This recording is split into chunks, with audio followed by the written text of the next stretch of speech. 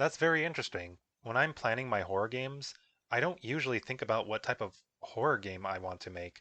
I more think about what type of horror experience it will be in general. Because in my opinion, there are many horror genres that have not been explored yet by video games. I think it would be helpful if you also made a diagram of general horror elements, like fear of unknown, and fear of being watched, and etc. Can I just say, it's quite interesting how differently we think. See, the way I make my games is that I always think about the gameplay. The gameplay is always what I have in mind. Because, well, that's just what scares me the most. Now, both approaches are fine.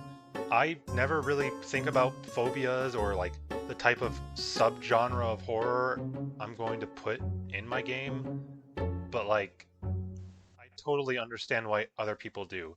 I think it's just the way you want to create your game. If you want to focus more on like general horror elements or like, phobias, type of subgenres, those are perfectly fine. It's just, it depends on what you find scarier. I think that's a better way to say it. No doubt in my mind, there is some people who prefer more of focusing on horror experiences rather than the gameplay being the horror aspect.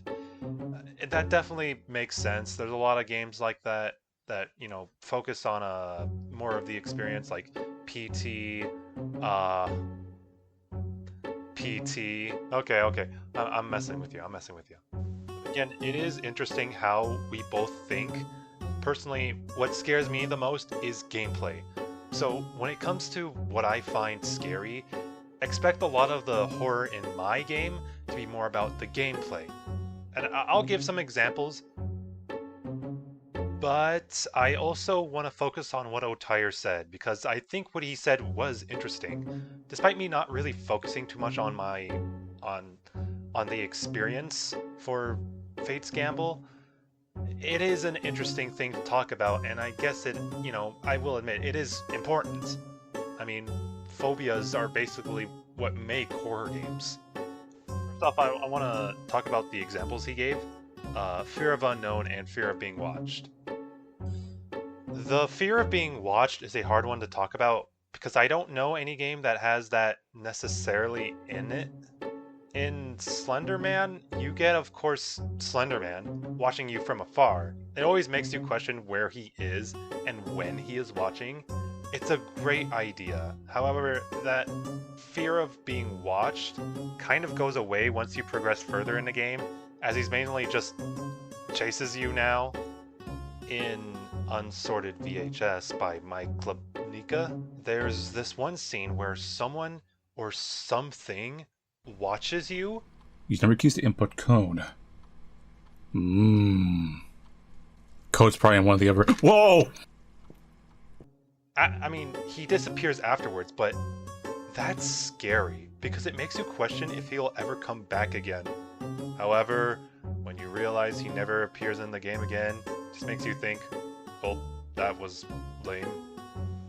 Okay, also, I'm not going to talk about Fear of Unknown directly. I will at the end of the video, but I'm going to give some, I will talk about it like little bits and pieces throughout the video. And there's a good reason why. Alright, let's talk about Decidophobia.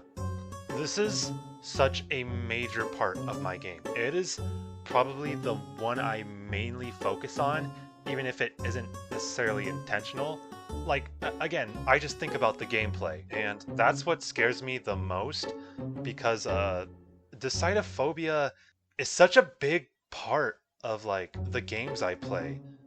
And I think it really has to do with, like, FNAF and, like, survival horror games. That really got me into Decidophobia.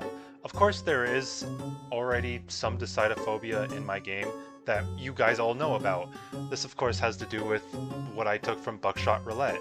It's the whole idea of you have to guess which round is a live. That is such a good choice because you can't tell if you should shoot yourself or shoot the opponent. And of course, there is some items to help make it more skill-based than luck-based, but that whole main choice of should I shoot myself or shoot the opponent is something that really got to me. It's such a good idea. Like I mentioned before, the Resident Evil games also have some Decidophobia as well. There is a lot to talk about when it comes to Resident Evil and Decidophobia. For one, item management. You have to think about what items to bring because you have a limited inventory, all right? You also have to keep in mind that you have limited ammo as well. You have to prioritize your ammo because nobody wants to go up to a zombie with no ammo. One of the main thing about OG Resident Evil are the camera angles. Resident Evil afterwards, like I think Resident Evil 4 started it, is where you had this like front-facing camera, and that really sucks because OG Resident Evil does really well with camera angles. Because here, I'll give you some gameplay. Basically, this is the Resident Evil 1 remake. See, you can hear some footsteps, and so your mind thinks, okay, there's something in here, but I don't know where it is.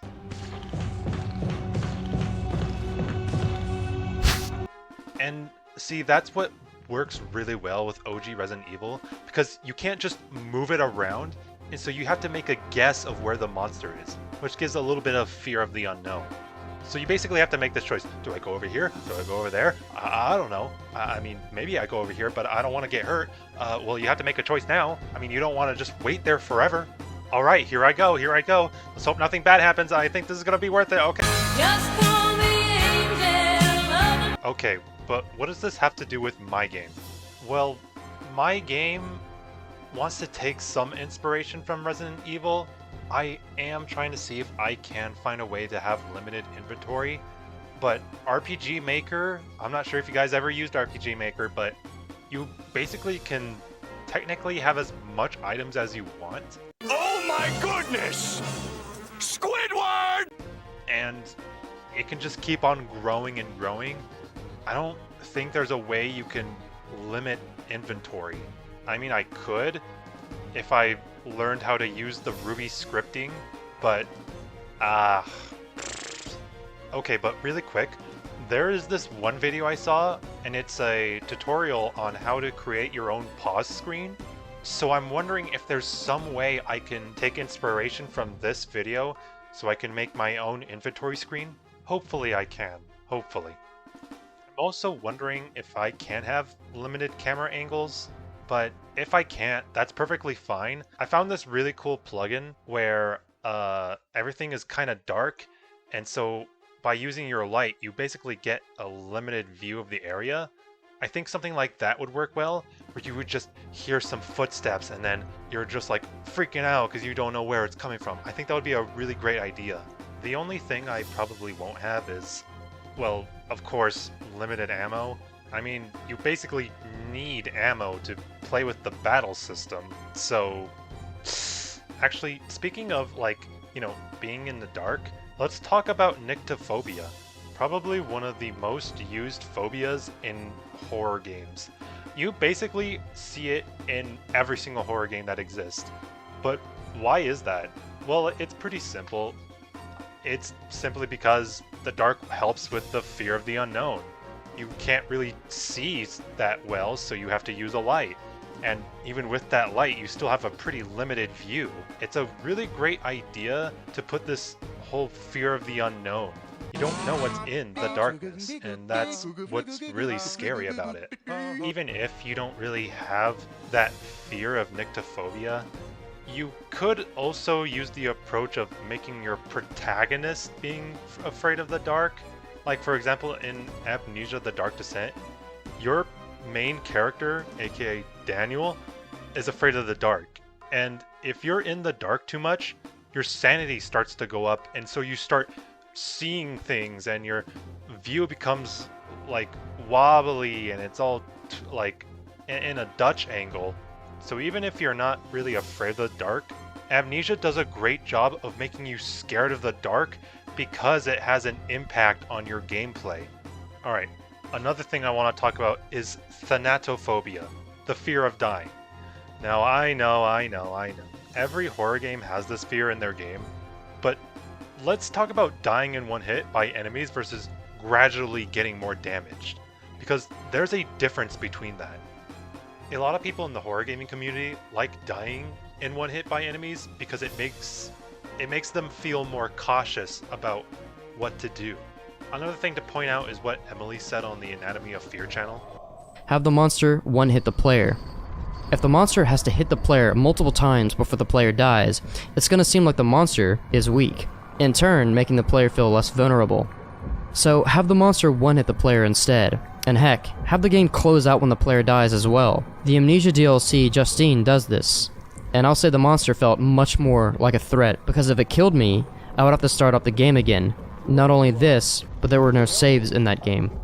And that leads us... However, not everyone thinks this way. Some people think that this only makes the monster hard. And if you know anything about difficulty in horror games, is that difficulty definitely can have an impact on horror. If a horror game becomes too hard, then you get used to that fear the game brings. Now that's not to say you can't make a good horror game that's hard. There are definitely hard horror games out there that are good. However, it's not everyone's cup of tea. What do I think? Well, personally, I prefer dying to a monster in one hit. Most of the time. It depends on the game, really. Like in Outlast. Yeah, I would die in one hit, but it wasn't so common. So it made dying in one hit scary.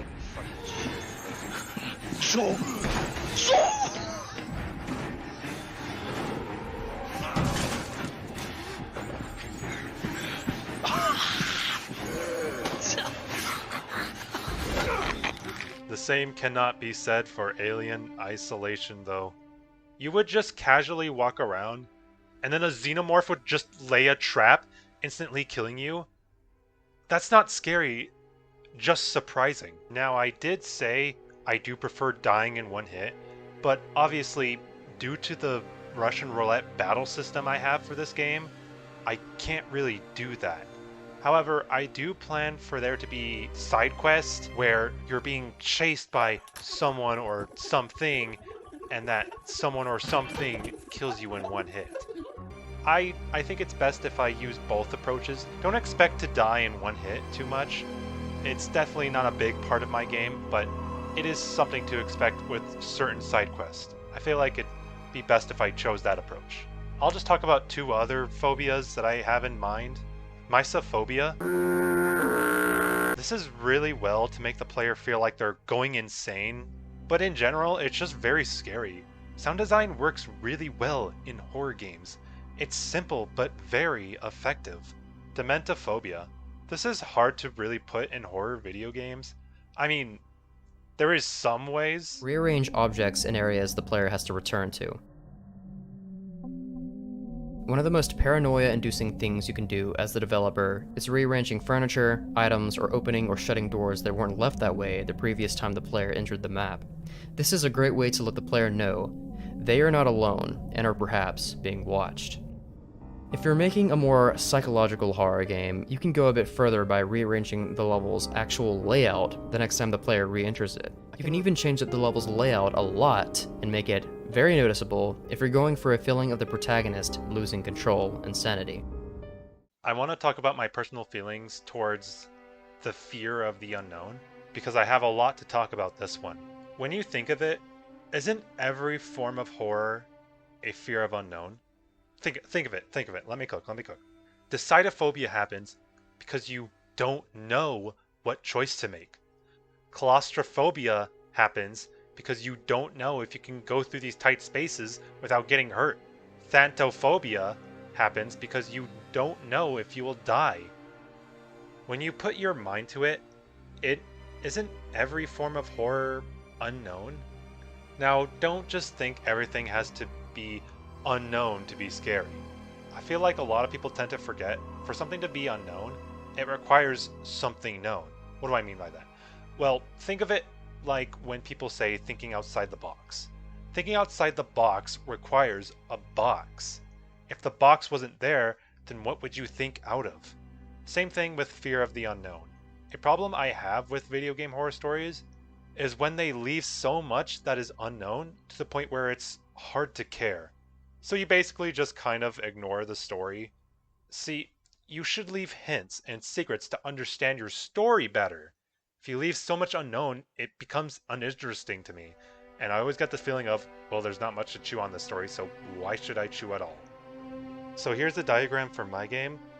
My main focus is mainly Decidophobia. That has got to be the biggest one I am focusing on for my game. There's so much of Decidophobia that I want, that I'm taking from Resident Evil and Buckshot Roulette, basically just combining it into this one thing. I think it works out well, and also this goes for the roll system, which was based off of the Undertale's Act system, which is of course about pacifying enemies. So you also need to think about like, how should I pacify this person, and you have to be careful because you could possibly make it worse if you say something terrible. So you have to think about how to talk to somebody. My role system is going to be way different from Undertale's. There will be some similarities. Like, I definitely like how Undertale had a bit of gimmicks or a little bit of goofiness with its act system, and I kind of want to put that into the role system. So I plan to do something like that for certain enemies. And of course, claustrophobia. I'm taking this definitely from Resident Evil. The fact that you have to like pass by an enemy without getting hurt is a very scary, because once you get close, you put yourself at risk. That's a very scary thing. And not only that, but you also can get cornered. That's such a scary thing to experience, getting cornered by an enemy, and you're just like, oh my gosh, please don't get any closer. Please don't get any closer. That is so scary. I'm thinking of doing something like that, something similar like that. One last thing I forgot to mention, and this also comes from Resident Evil.